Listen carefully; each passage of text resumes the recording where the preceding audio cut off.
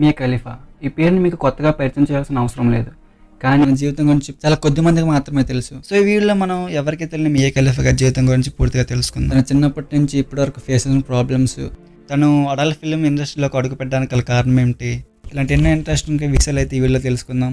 ఇప్పటి వరకు మియా గారిపై ఇలా ఉన్న మీ అభిప్రాయం ఈ వీడియో పూర్తయ్యేసరికి తప్పకుండా మారిపోతుంది. సో ఎటువంటి లేట్ చేయకుండా వీడియోకి తెలిపోదాం.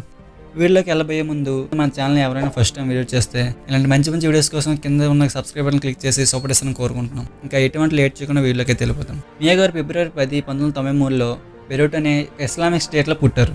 అందరూ అనుకునేటట్టు మియా గారు ముస్లిమ్స్ కాదు, వాళ్ళది ఒక క్రిస్టియనిక్ ఫ్యామిలీ. అది ఇస్లామిక్ స్టేట్ కావడంతో వీళ్ళపై ఆ ముస్లిమ్స్ డామినేషన్ చాలా ఎక్కువగా ఉండేది. వీళ్ళని చిన్న చూపు చూడడం, అసలు మర్యాద ఇచ్చేవారు కాదనమాట. వాటిని తట్టుకోలేక తను తన ఫ్యామిలీ 2002లో యూఎస్లోని టెక్సాస్కి మైగ్రేట్ అయ్యారు.